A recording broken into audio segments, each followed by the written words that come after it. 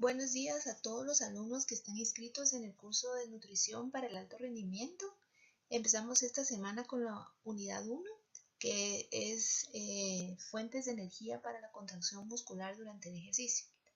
Para mí era necesario iniciar este curso con las bases fisiológicas para la obtención de energía derivada de los diferentes sistemas energéticos, ya que esto les va a ayudar a comprender más adelante todas las estrategias y pautas nutricionales que se pueden llevar a cabo para poder desarrollar planes de alimentación específicos para la disciplina deportiva que practique el atleta al que le estamos dando la asesoría nutricional.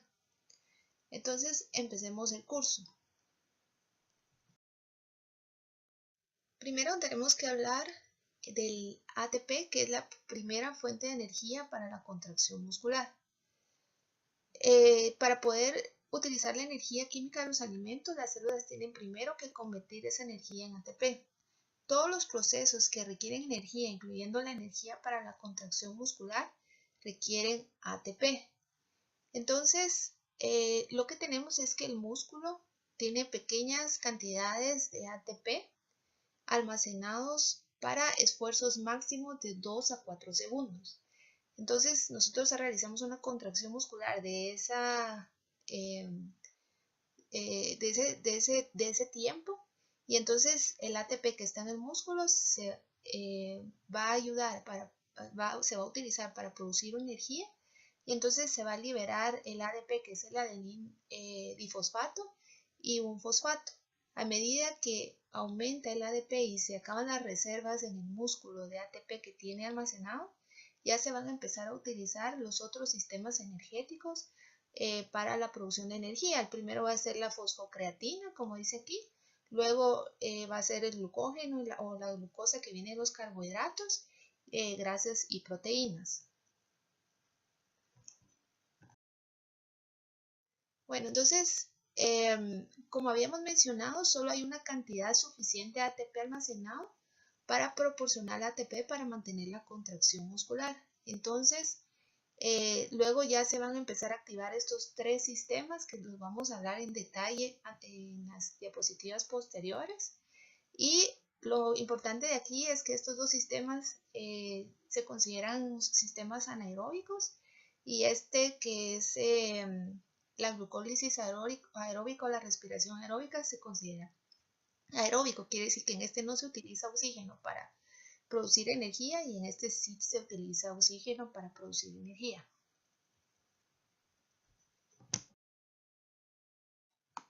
Anteriormente se creía que solo se utilizaba un sistema energético dependiendo la intensidad del ejercicio y la duración, pero en los últimos años ya se sabe que en realidad no solo se utiliza un sistema energético en determinado actividad física, dependiendo su intensidad o duración, sino que siempre hay una combinación de los sistemas energéticos para la producción de energía. Entonces, si se dan cuenta, aquí este color rosadito representa lo que es el sistema de fosfágenos.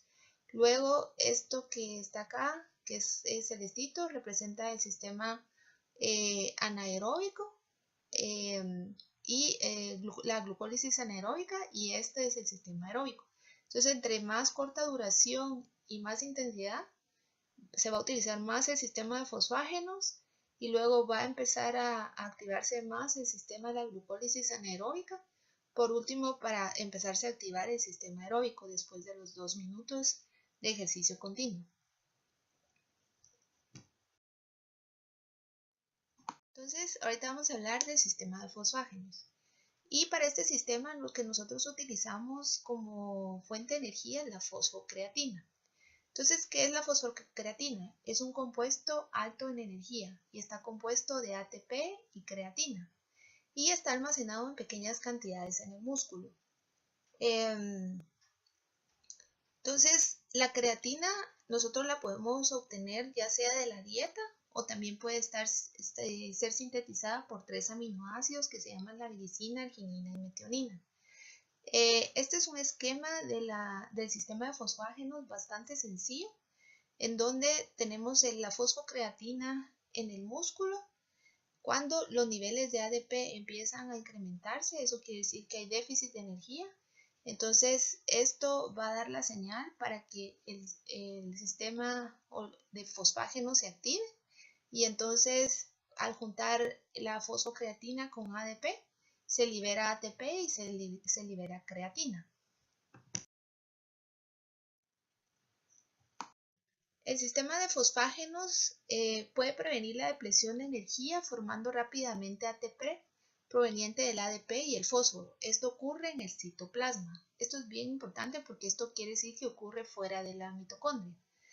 Ya habíamos hablado de que es anaeróbico, quiere decir que ocurre sin el uso de oxígeno y es para ejercicios cortos e intensos de alrededor de 3 a 15 segundos. Entonces, básicamente, este sistema va a depender de las reservas de fosfocreatina. Más o menos, esta es la cantidad que se almacena en el músculo. Es 24 milimoles por kilogramo de músculo. Y algo bien importante es la enzima, la creatina quinasa, que es la enzima limitante en este sistema. Y esta enzima se va a activar o va a estar estimulada cuando los niveles de energía están bajos, es decir, que el ADP incrementa, y va a estar inhibida cuando los niveles de ATP están altos. Entonces, como habíamos dicho, la síntesis de creatina la podemos realizar en el cuerpo y va a ocurrir primero en el riñón con los aminoácidos que habíamos mencionado anteriormente, la arginina más la glicina. Van a utilizar esta enzima que se llama la arginina glicina aminotransferasa. Esto va a producir guanidonoacetato. Este guanidonoacetato más la ornitina se van a combinar y van a pasar al hígado, en donde este compuesto se va a juntar con la metionina y por medio de la guanidonoacetato N-metiltransferasa se va a producir creatina en el hígado.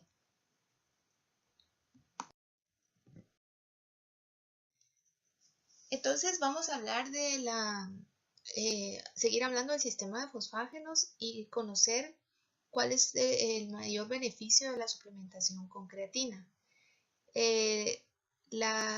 Uno de los mayores beneficios de la suplementación con creatina es aumentar las reservas de fosfocreatina en el músculo. Y como recordamos, el sistema de fosfágenos, el único combustible realmente es la fosfocreatina que tenemos almacenada en el cuerpo. Nosotros podemos obtener creatina de la dieta y también la creatina puede ser sintetizada en el cuerpo, pero más o menos de la dieta y de la síntesis del cuerpo vamos a obtener alrededor de 2 gramos al día de creatina. Entonces, lo que se ha visto es que cuando se aumentan el consumo de creatina hasta 5 gramos por día, se puede aumentar hasta de un 10 a un 40% de las reservas de fosfocreatina en el cuerpo. Pero para lograr, por ejemplo, con una dieta, lograr llegar a los 5 gramos de creatina, el atleta necesitaría consumir alrededor de 2 a 3 libras de carne, pescado crudo para lograrlo, cosa que va a ser poco probable que el atleta vaya a comer una dieta de este tipo. Entonces, si nosotros hacemos una suplementación con creatina de 5 gramos al día, vamos a empezar a aumentar las reservas de la misma, de fosfocreatina en el músculo. Y si es una persona que no está acostumbrada a consumir tantas carnes o es vegetariana, probablemente ella va a almacenar hasta un 40% de fosfocreatina en su músculo. Y si es una persona que está más acostumbrada a comer carnes o come bastantes carnes en su dieta, pues se va a aumentar la reserva hasta un 10 o un 20% de fosfocreatina en el músculo. Pero lo importante de esto es que ya se ha visto que la suplementación con creatina, aumentando las reservas de fosfocreatina en el músculo, puede mejorar en un 5 o un 15% la máxima potencia, un 5 a un 15% el volumen de entrenamiento cuando se entrena hasta el agotamiento, puede aumentar en un 1 a un 5% en un sprint, la velocidad en un sprint, y de 5 a un 15% el trabajo hecho en repeticiones de sprints. Por lo tanto, esto es algo que vamos a tomar en cuenta y de lo cual también vamos a hablar más adelante cuando veamos el curso de suplementación para atletas de alto rendimiento.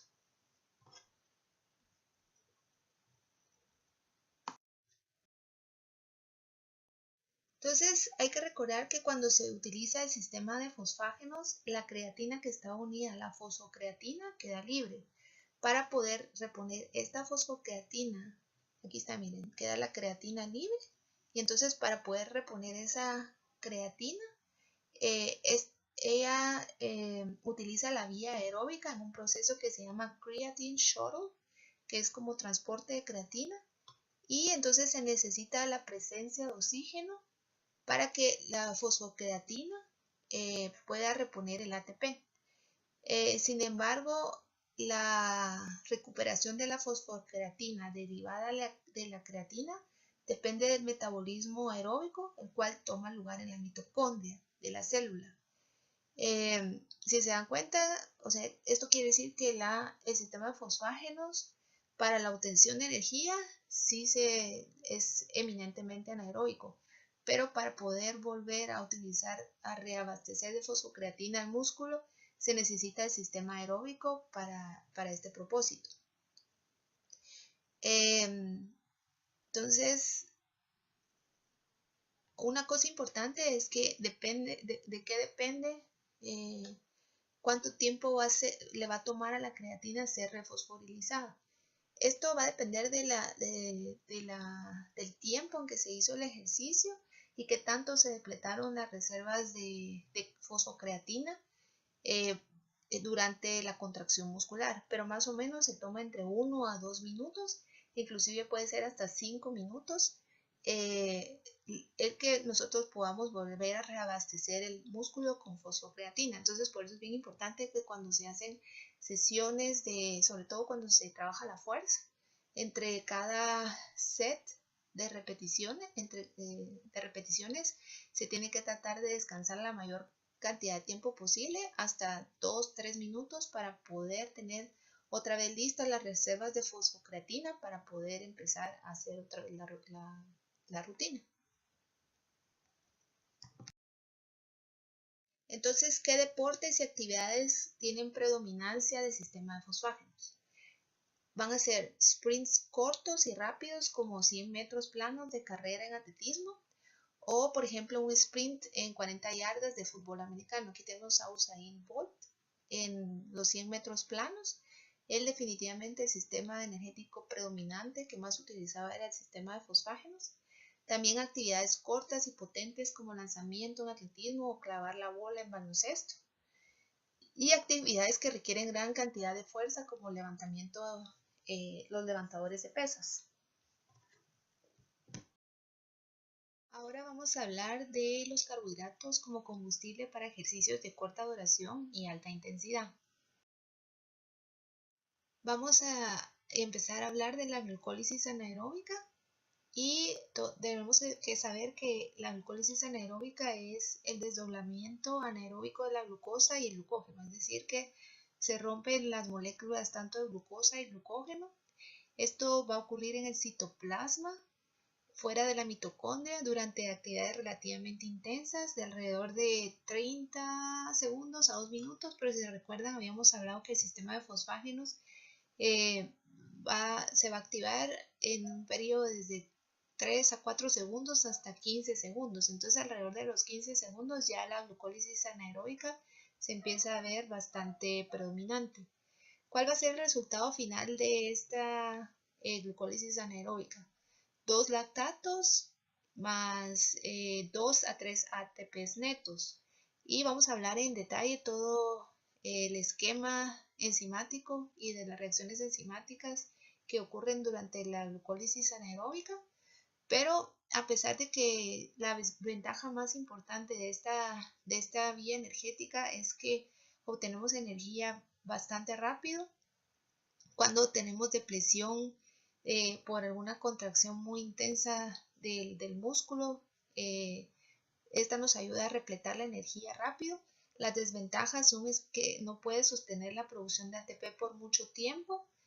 y solo un 5% de la energía disponible de la glucosa es liberada durante la glucólisis, comparado con, por ejemplo, la glucólisis aeróbica en el ciclo de Krebs y la cadena de transporte de electrones, donde se liberan alrededor de 38 ATPs. ¿Y qué va a pasar? Va a haber una acumulación rápida de lactato durante este proceso y esto va a incrementar grandemente la acidez de las células del músculo. Y al aumentar la acidez del músculo, eso va a inhibir que continúe la producción de energía por medio de esta vía. Por eso es que no se puede sostener la producción de ATP por mucho tiempo.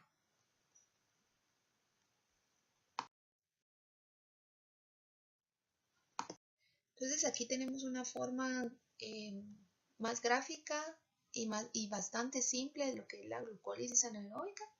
Aquí tenemos la glucosa, más adelante vamos a ver el proceso por el que pasa, de reacciones enzimáticas en donde se van a producir 2 ATPs. Aquí después de eso se van a producir 2 piruvatos. Y dependiendo la presencia o no de oxígeno, esos piruvatos se van a ir a la vía anaeróbica donde se produce el lactato. Hasta aquí llegaría la glucólisis anaeróbica. Entonces de ahí, si hay oxígeno y no, este piruvato se convierte en acetil-CoA y entonces pasa a la que es la vía aeróbica. Pero en este momento estamos en esta vía. Entonces la mayoría del lactato que se acumula en el músculo activo es eventualmente liberado a la circulación. Ya lo vamos a ver más adelante, cómo es la remoción de lactato. Entonces, como habíamos mencionado anteriormente, esta es como una vista general de la glucólisis, que son 10 reacciones enzimáticas. Aquí se producen 2 piruvatos, que es como que el producto final. Entonces, la glucólisis tiene 2 fases. Esta es la primera fase y la segunda fase, y ahorita las vamos a ver en detalle. Entonces, la primera fase de la glucólisis, en los primeros 5 pasos de la glucólisis, una molécula de glucosa de 6 carbonos se va a transformar a 2 moléculas de gliceraldehído 3-fosfato. Entonces, esta se llama la fase de inversión porque para empezar a degradar la glucosa se necesita un ATP. La glucosa se transforma en glucosa 6-fosfato, luego pasa a D-fructosa 6-fosfato y aquí es donde se produce, aquí también se necesita otro ATP para que este compuesto se transforme a D-fructosa 1,6-bifosfato.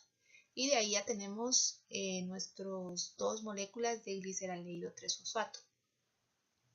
Entonces ya sabemos que esta es la fase de inversión de la glucólisis.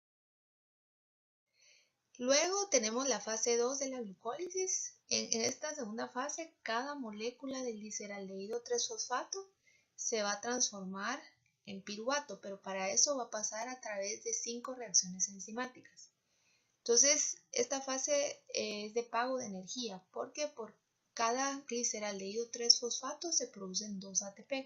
Entonces, es un total de 4 ATPs. También se van a producir un NADH por cada gliceraldehído 3-fosfato. Entonces, se producen 2 en total. Y se producen 2 piruvatos, que es el producto final. Pero como se recuerdan en la fase anterior, invertimos 2 ATPs para que empezaran las reacciones. En esta etapa realmente solo se ganan 2 ATPs netos por molécula de glucosa. Entonces, del piruvato que se obtuvo de la glucólisis, ¿cuál va a ser el destino del mismo? Va a depender del estatus de oxígeno, como ya lo había mencionado. Tenemos la glucólisis que produce piruvato. Si hay oxígeno, se transforma a acetil-CoA y entra al ciclo de Krebs. Si no hay oxígeno, pasa lo que es la fermentación anaeróbica y se va a producir lactato. Muchas de las células del cuerpo, como los glóbulos rojos, carecen de mitocondria para producir energía. Entonces, ellas necesitan producir energía a través de esta vía.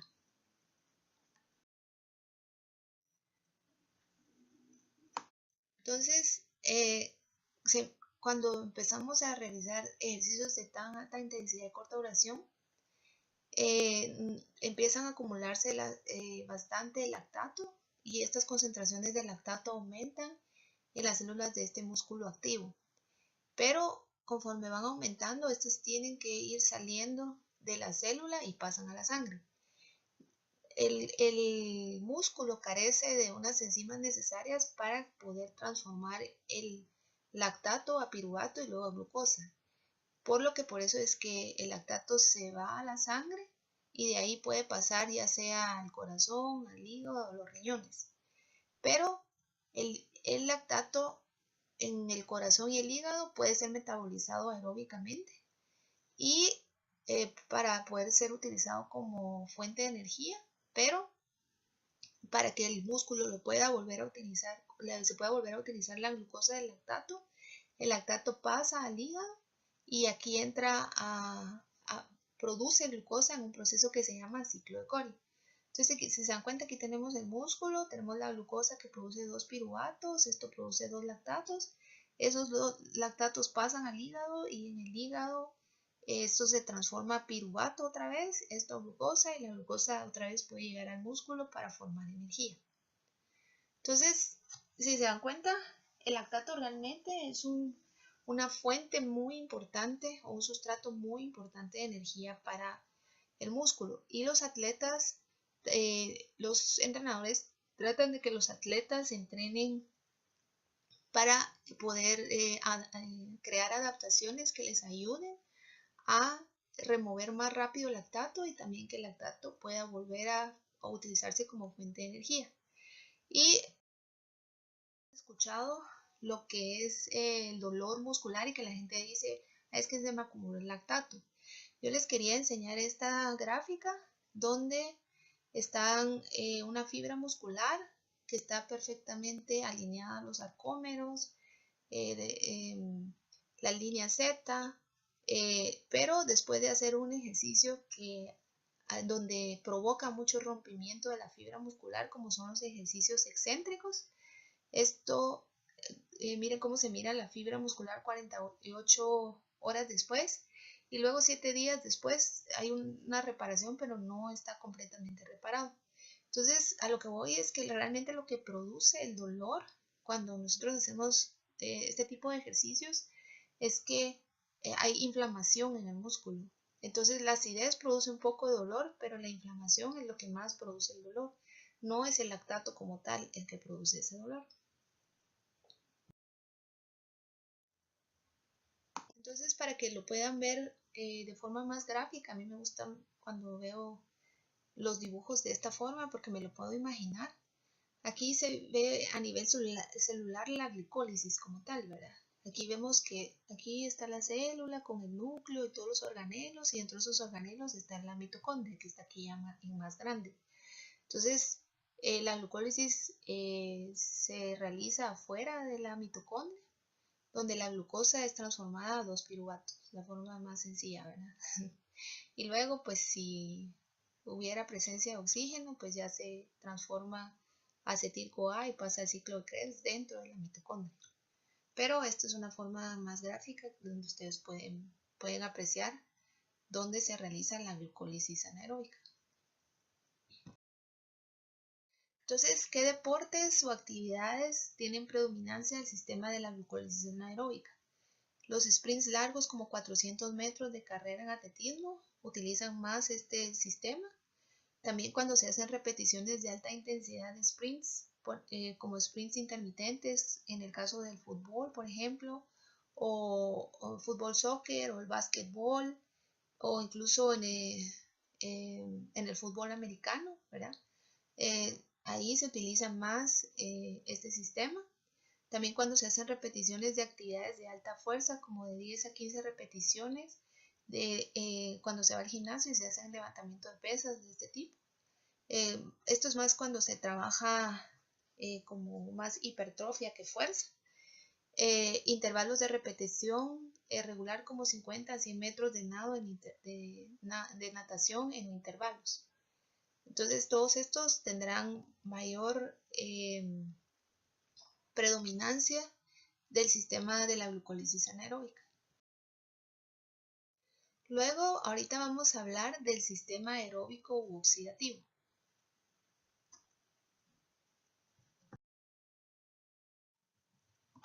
Para entender el sistema aeróbico oxidativo tenemos que regresar a lo que es el metabolismo energético. Entonces, en el metabolismo energético existen tres etapas principales.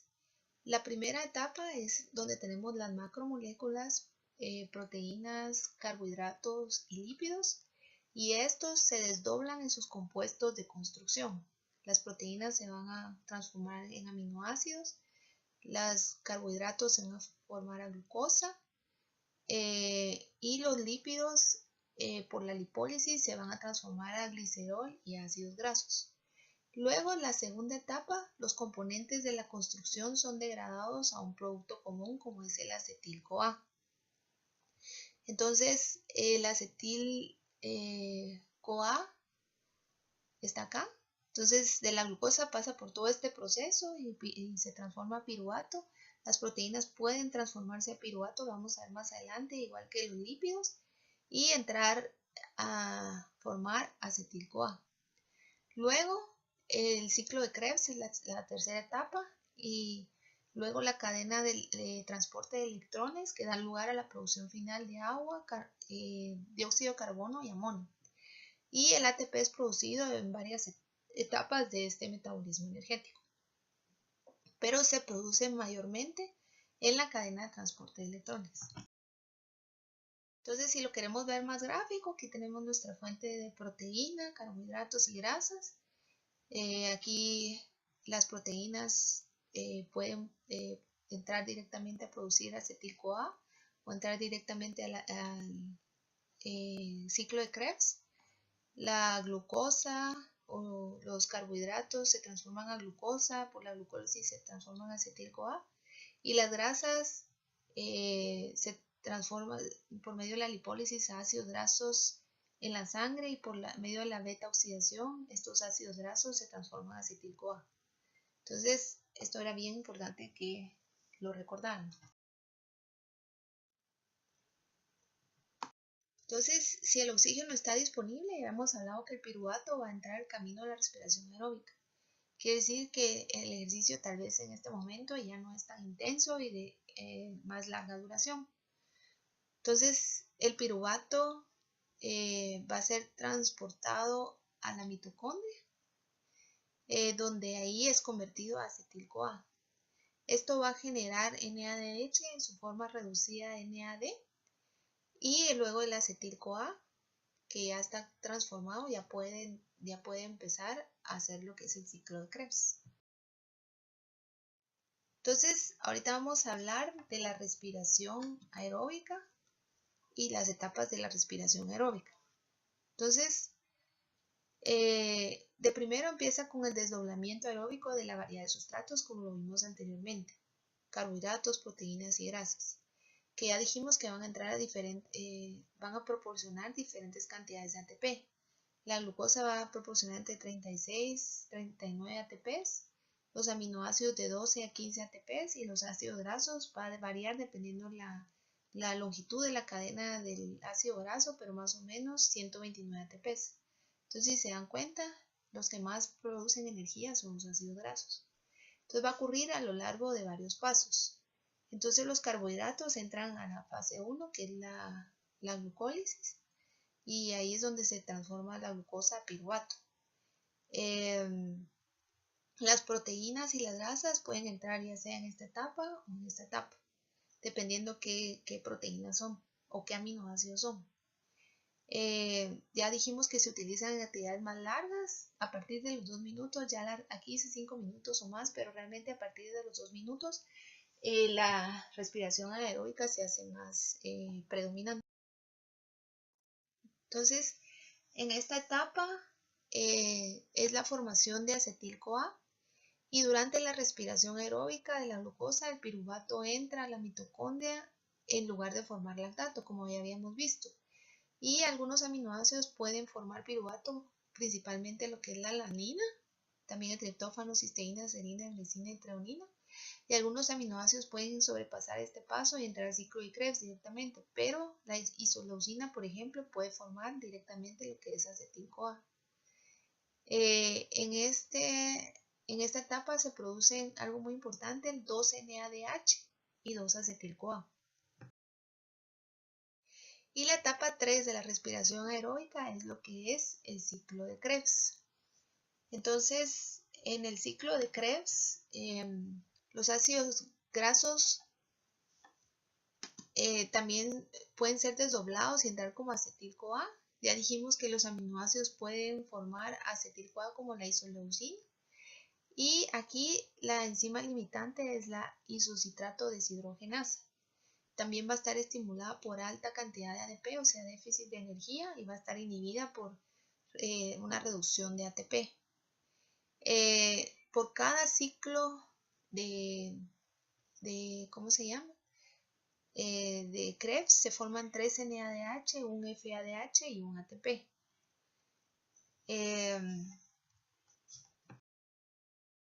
Entonces miremos cómo es el ciclo de Krebs. En el ciclo de Krebs el acetil-CoA entra directamente al ciclo de Krebs y aquí el acetil-CoA se va a combinar con el oxoacetato. Este acetil-CoA es un compuesto de 2 carbonos, perdón.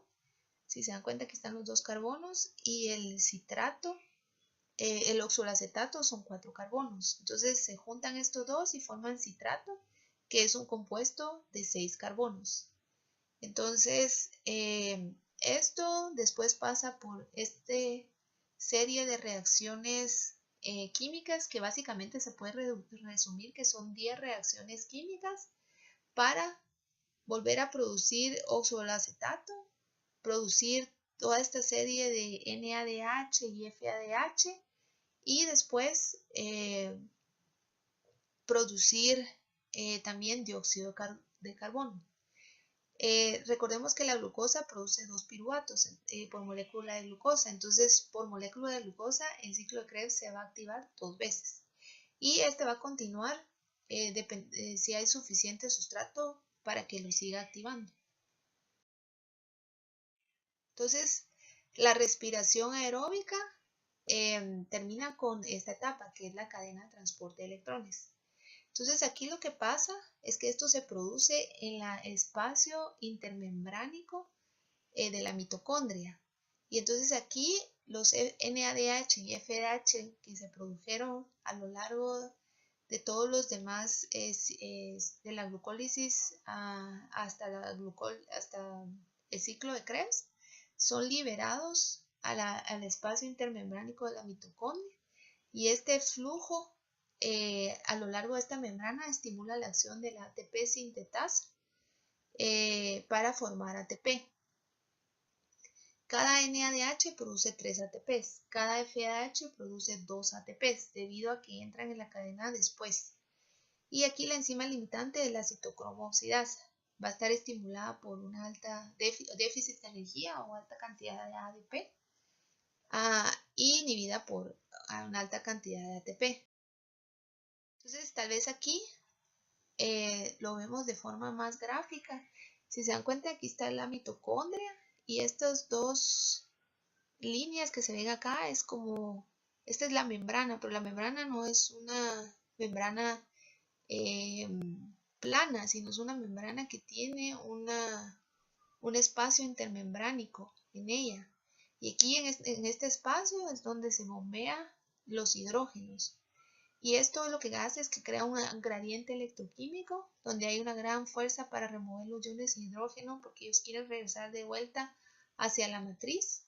Y este flujo de iones hidrógeno entre la matriz a través de la ATP sintetasa provee la energía suficiente para la síntesis de ATP.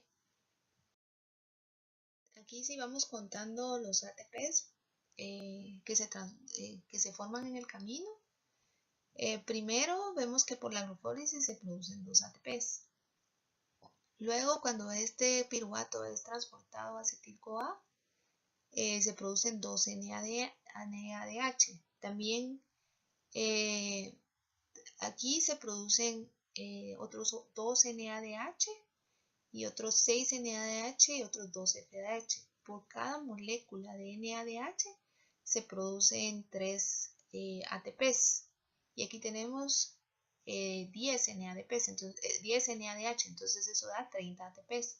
Y aquí tenemos 2 FADH y por cada molécula de FADH se producen 2 ATPs, entonces tenemos 4. Entonces aquí lo sumamos, son 34 ATPs, más 2 que teníamos que se producen en el ciclo de Krebs, son 36 ATPs, más los 2 que se producen en la glucólisis, son alrededor de 38 ATPs. Algo muy importante es que tal vez nosotros nos enfocamos en las macromoléculas para la producción de energía, pero esto nos da una idea de qué tan necesarios son las vitaminas y los minerales para que estos procesos también se puedan llevar a cabo. Si tenemos deficiencia de alguno de ellos, entonces estos procesos se vuelven ineficientes y por eso es tan importante que los atletas no solo se les ponga atención a su consumo adecuado de las proteínas, lípidos y grasas, sino también de las vitaminas y de los minerales como el hierro, el cobre, el magnesio, porque todos ellos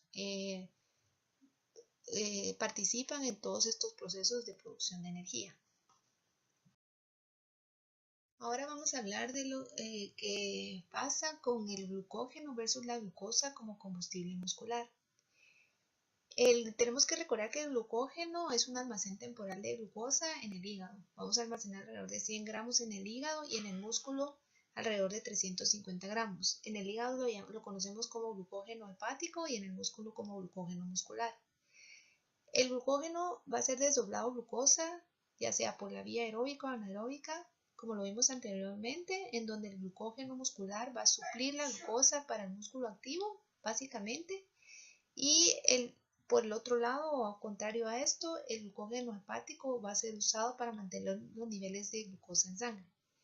En eventos cortos, alrededor de menos de 30 minutos, el músculo va a depender primeramente del glucógeno almacenado en el músculo para la obtención de energía. El músculo en realidad no va a tomar mucha glucosa de la sangre durante ejercicios de corta duración. Esto es debido a que la insulina, que en realidad aumentaría la toma de glucosa, va a estar inhibida por otras hormonas como la epinefrina y el glucagón, los cuales se incrementan al inicio del ejercicio.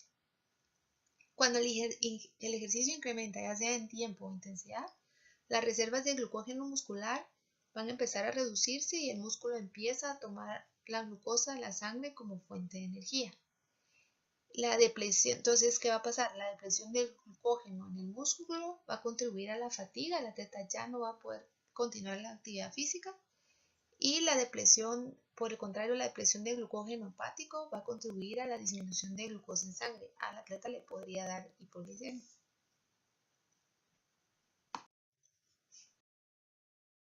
Luego, ¿cómo es la grasa? Puede ser un combustible principal para ejercicios de larga duración y larga duración y baja intensidad. La grasa es una fuente principal para ejercicios prolongados, especialmente cuando el ejercicio se mantiene en intensidades bajas y moderadas. El rango en el cual se va a utilizar la grasa como fuente de energía va a depender del nivel de entrenamiento del atleta.